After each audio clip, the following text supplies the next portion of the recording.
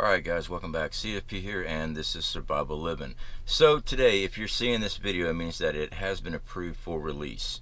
I'm going to go ahead and talk about what I just went through there at the Pathfinder Intermediate course. There's been a lot of questions here asking what all it consists of, what all did we do. Well, we had to tread around some things because there's some things that just doesn't need to be on the internet. It takes away from the course. But I can tell you some of the things I experienced, some of the things we had to do. Now, like I said, I was not allowed to film. Okay, they're trying to regulate some of the information coming out because there's a lot of people, they'll take the course, they'll get the information, then they'll try to pass it off as if they invented it and stuff like that. So out of respect for Dave Canterbury and the team of instructors there and the course itself, this video is sent to him first for approval, and now I get to show you guys this.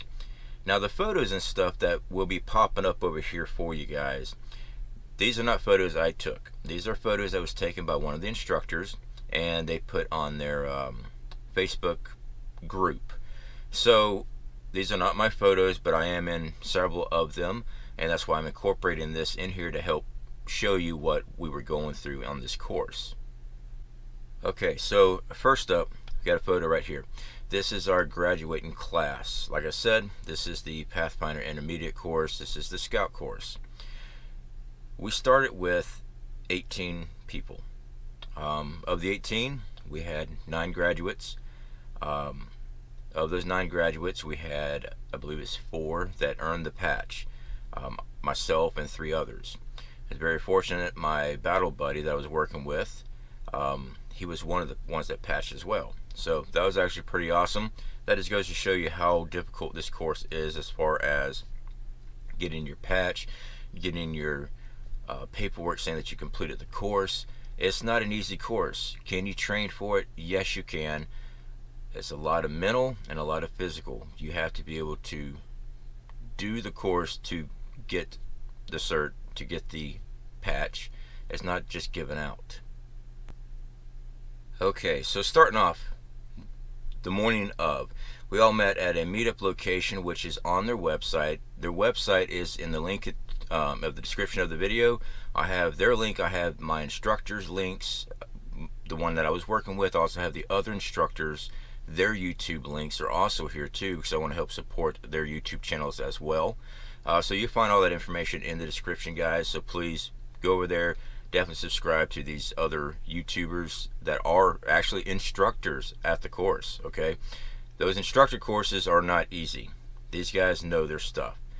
They don't just hand out instructors positions to these guys willy-nilly. They have to prove themselves. In other words, they've already done these courses. They've already proved that they know what they're talking about, and that's why they're instructors. So like I said, in the description you'll find their links.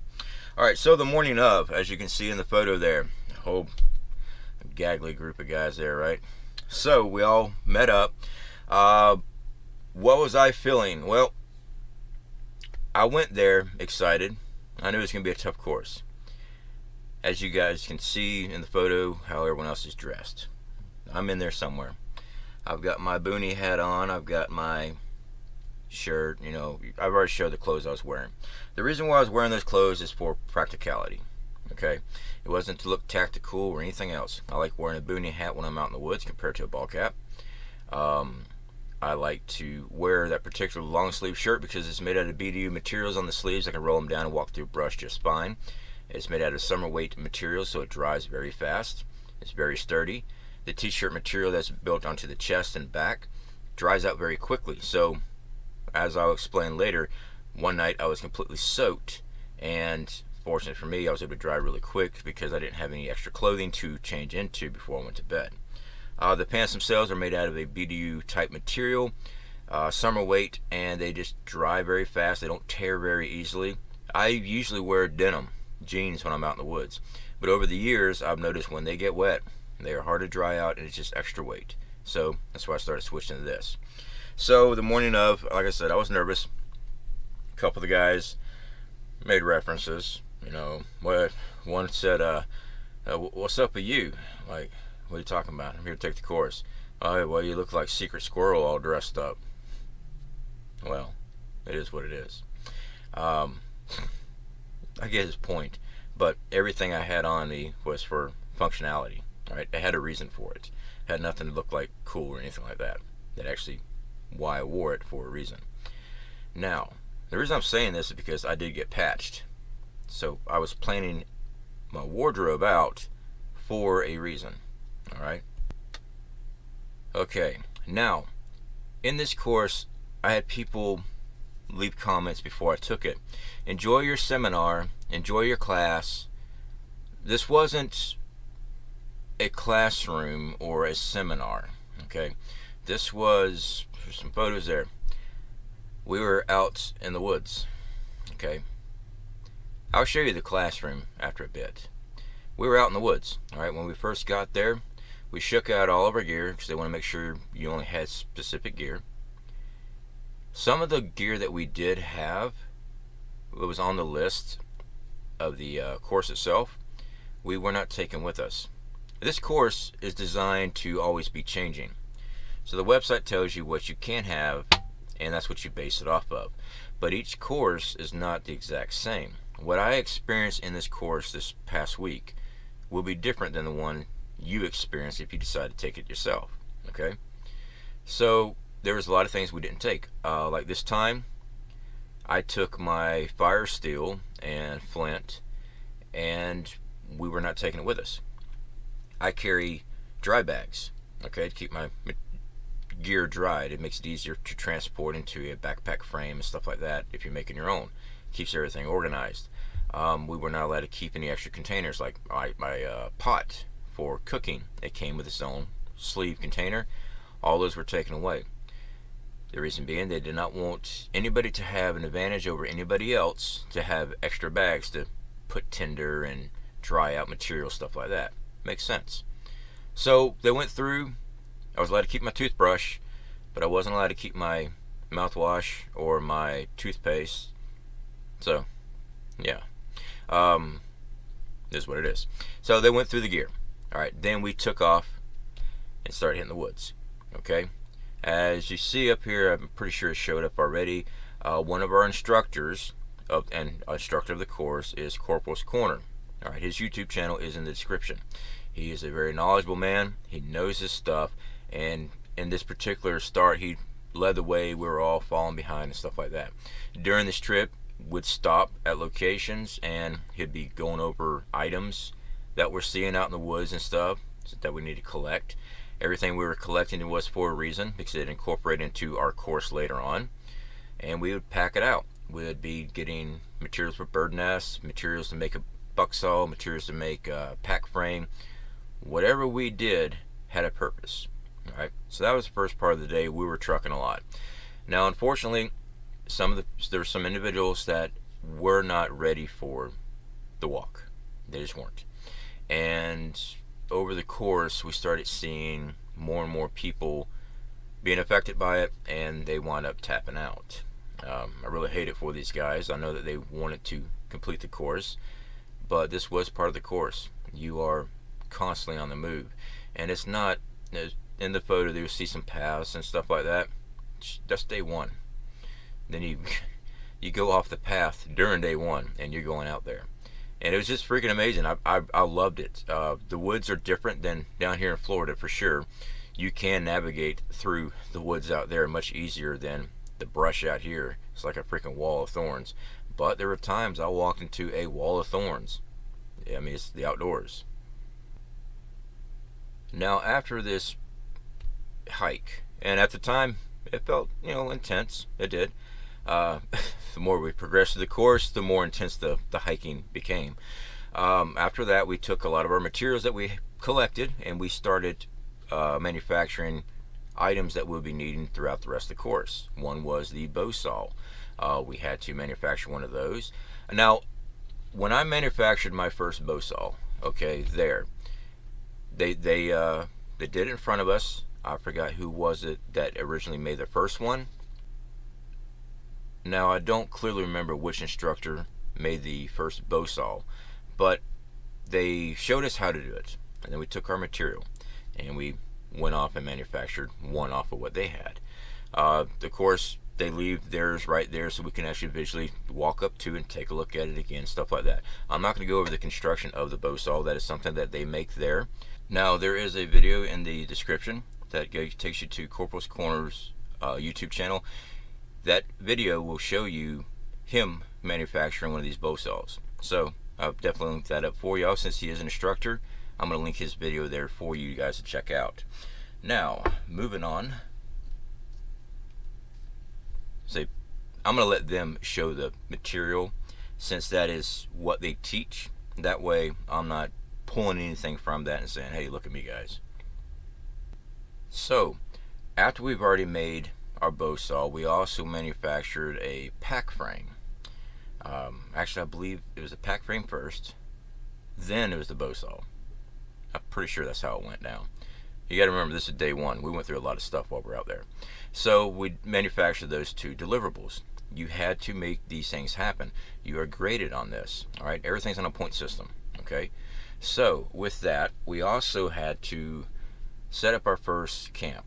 We were given 3 options to set up a particular shelter. All right, so for the end of the night, we had to perform shelter build. We carried tarps and things. I picked the plow point setup, and that's what I used for my shelter that night. Actually, Pooter Stomper had helped me out with mine because I've never heard it called that before. I did not know. They gave us 3 to pick from, and the way my garment sat on my tarp, I couldn't do an A-frame. They wanted it done a particular way with certain types of knots, using toggles, things like that. Whatever it is that they want to use during that course, that's what you follow. That's what you're getting graded on. So he real quickly went over it with me. He got me set up, and all right, perfect. Now that I knew exactly what they wanted, that's what I continued to do. I knew how to do all my knots, everything that required, so took care of that and moved on. A lot of the guys in these photos here, they were still working till late in the early morning. They didn't have their BuckSaws constructed the way they wanted. I keep on saying bow saw is a BuckSaw. They were still working on their pack frames, things like that. These things had to be done. It's kind of like homework. They had to be done by tomorrow because you will be getting graded on this stuff. So as you can see, a lot of headlamps going on. A lot of guys they're trying to get everything caught up. And that's pretty much what happened every night. If you didn't get it done during the daylight hours, you were working at night. Oh, good old coffee. One of the things I wished I had when I was taking this course, did not have any coffee. I was allowed to bring cigarettes. I was allowed to bring dip. Thankfully I dip all the time, so that was awesome. I got to have a dip on me all the time. Cigarettes goes, you cannot smoke until you make fire. Which brings us to day 2, the bow drill. Now, here on the channel I've shown the bow drill here. Out there, different type of wood. Okay, so you have to adapt. Technique, yeah, well, technique's still pretty much the same as far as using a bow drill. You know, you still have stages of a technique to make a bow drill work. But you got to take in a lot of new factors, type of wood, things like that.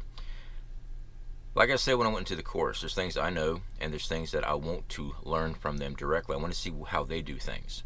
And there's explanation that goes on in these courses to explain things, merely make you look at what you're doing. It's one thing just to jump up there and start using a bow drill. Alright. Now we started off in one of our first camp locations, and they were running the bow drill. A couple of instructors were working on it, and there should be some photos there for you guys. We're all sitting around while they showed us the construction of the bow drill, and then we left from that location.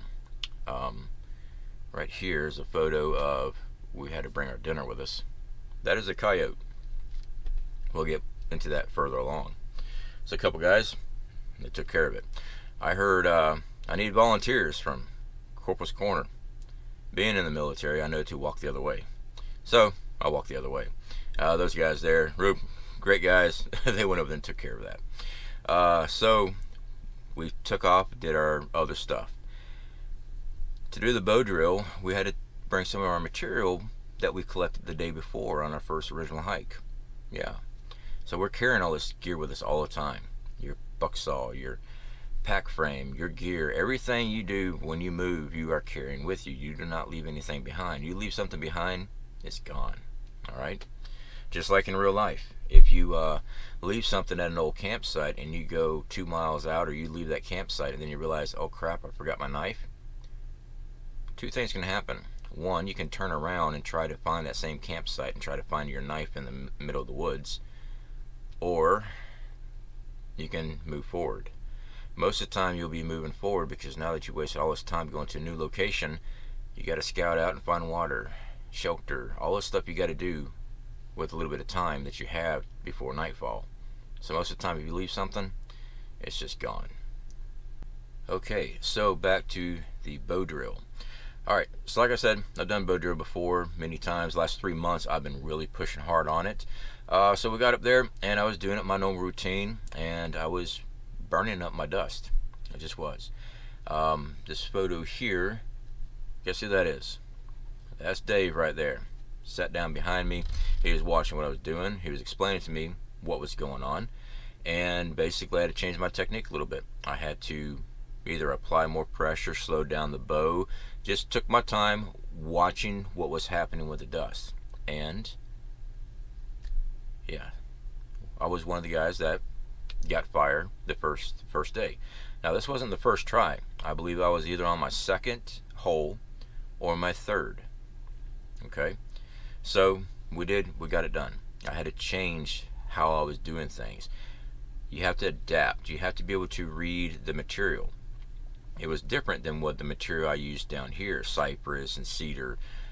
The wood we were using there was different than what I was used to. So we had to change techniques up a little bit. It's still the same bow drill setup, but I had to read the material being produced and make alteration by pressure or speed from that.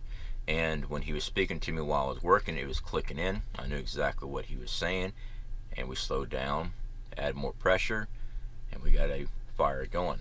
Now this particular bird's nest was difficult. It took a minute to get it going.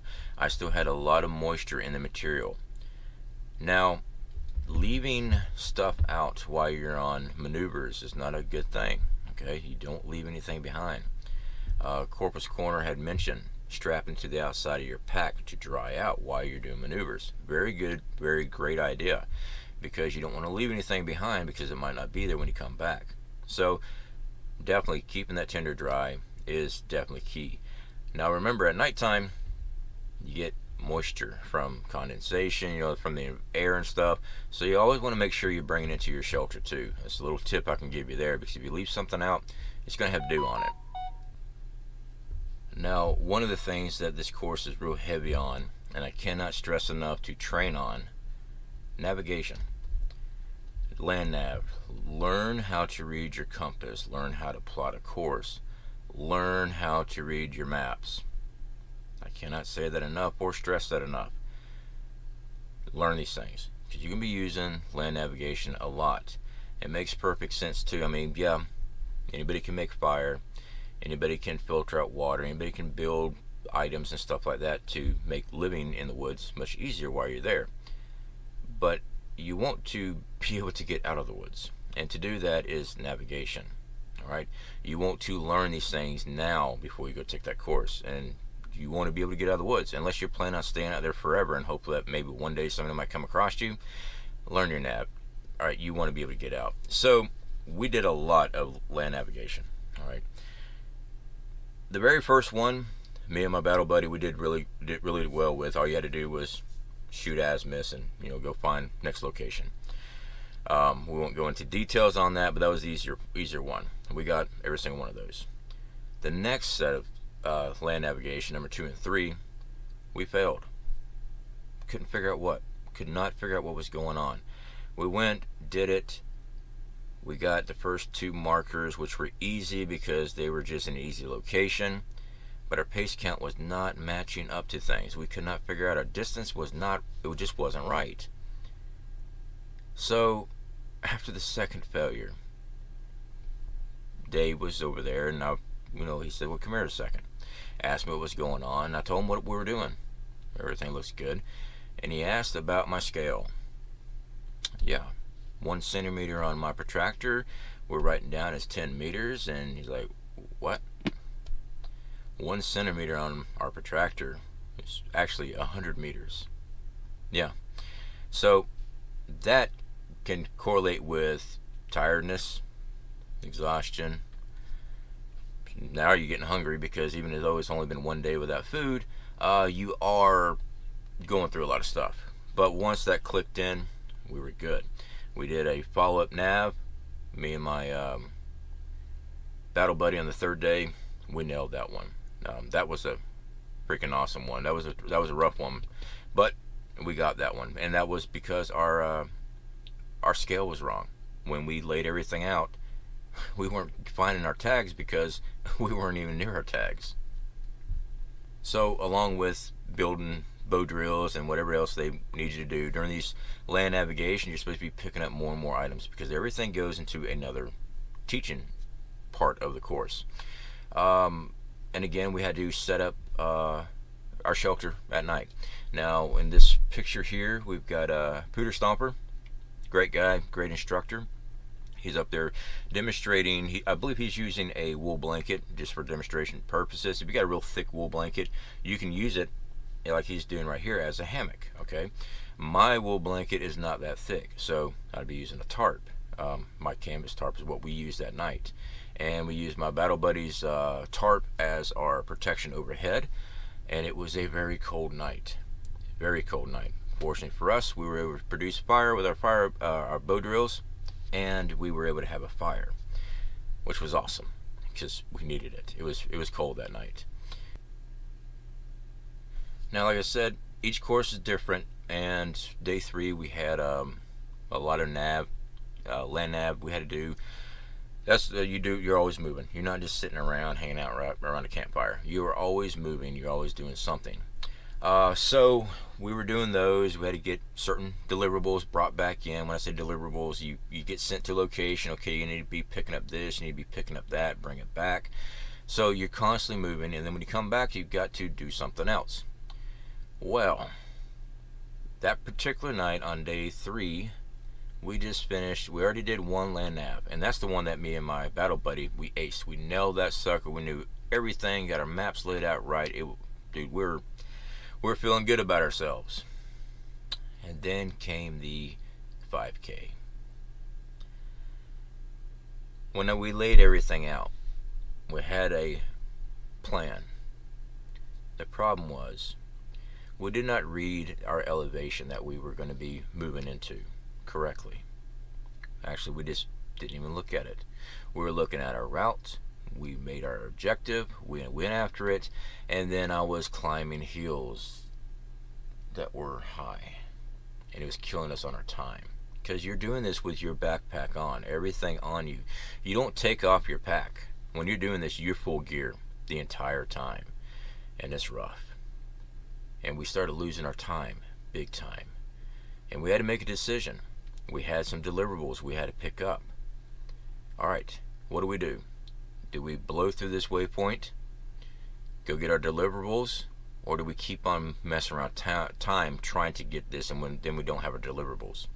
We made the decision to go back. At that particular time, we're supposed to get some poles, 6 foot, like 1 inch poles. It's going to be part of our shelter that night. So we decided to turn back, do that, and come back. Now, did we make us feel like crap afterwards? Yeah, we felt like crap that we didn't get it done. We explained what happened. We didn't read it. See, we knew what we did wrong. There was no doubt about it. We didn't go in blindly and go, I don't know what's going on. You can't get there from here. We didn't do that. We knew we screwed up, but we were able to identify how we screwed up. So with that information, we came back.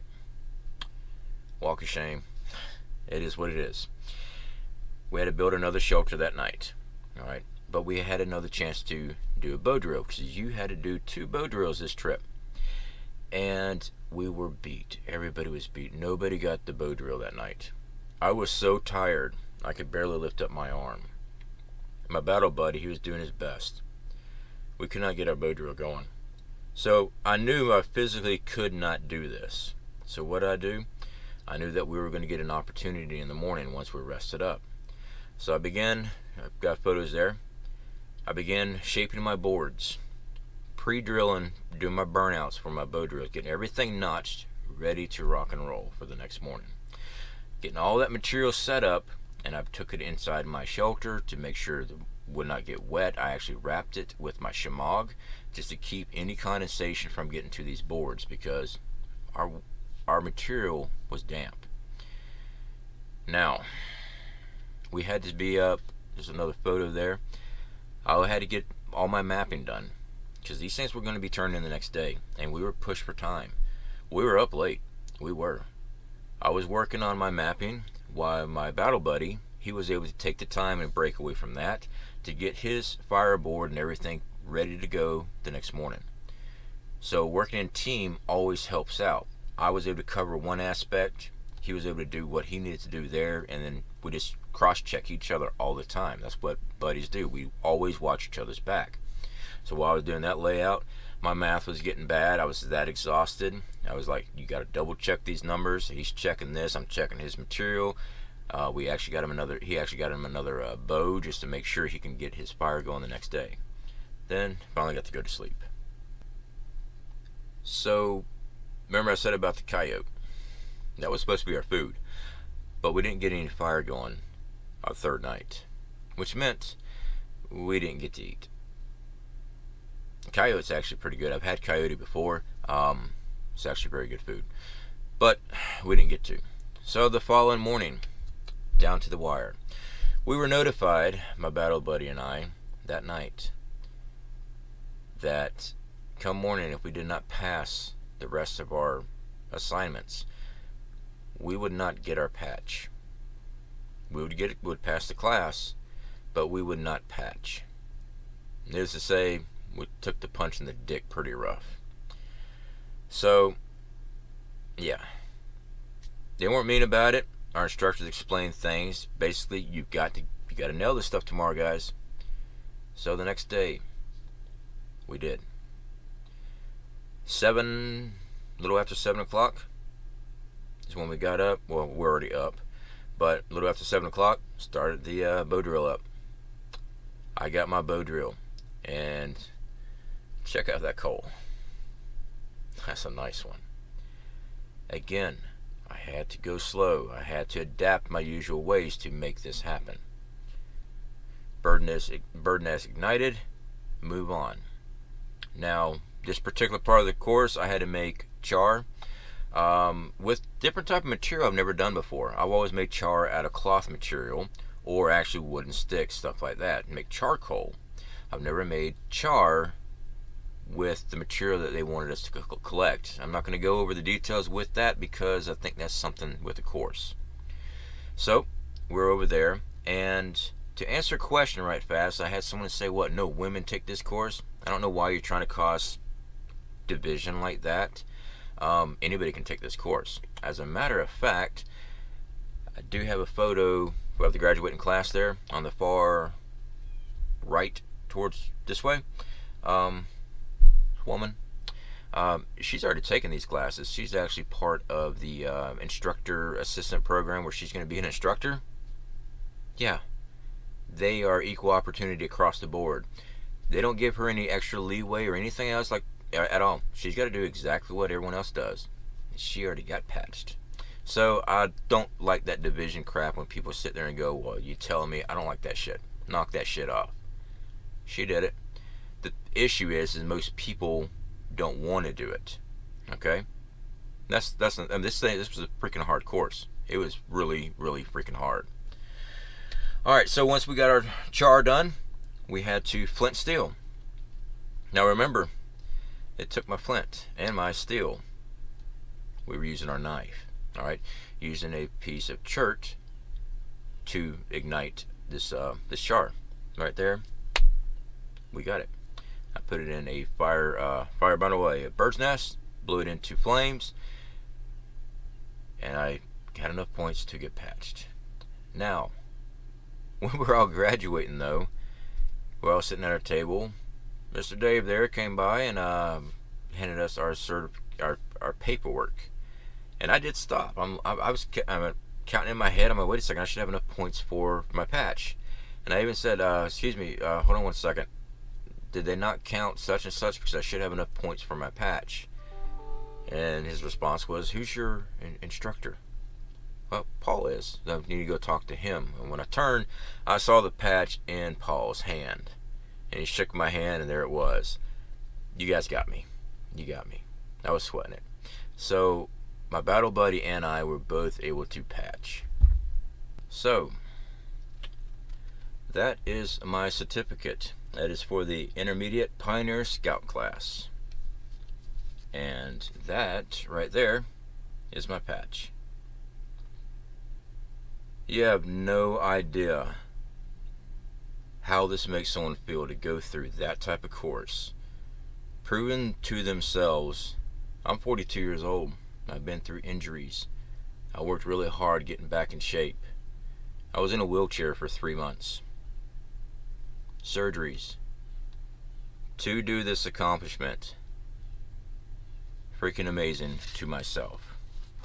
We wanted to separate ourselves from a lot of the online community of people that likes to sit and talk. We want to teach by showing, by doing, and that's where we're going with our channel.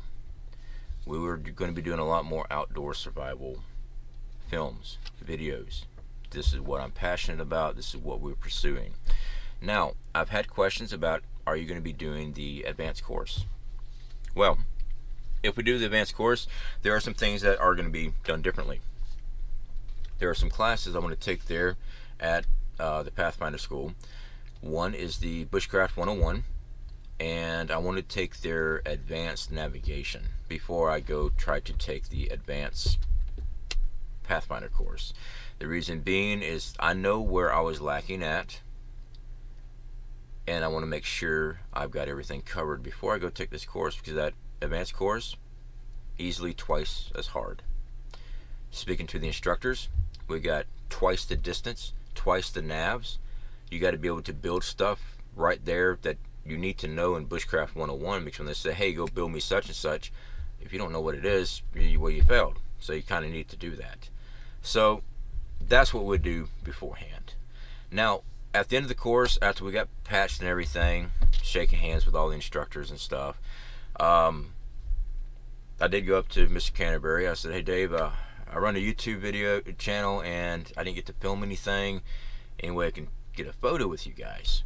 And it's like, yeah, but I'll do you one better. And right here.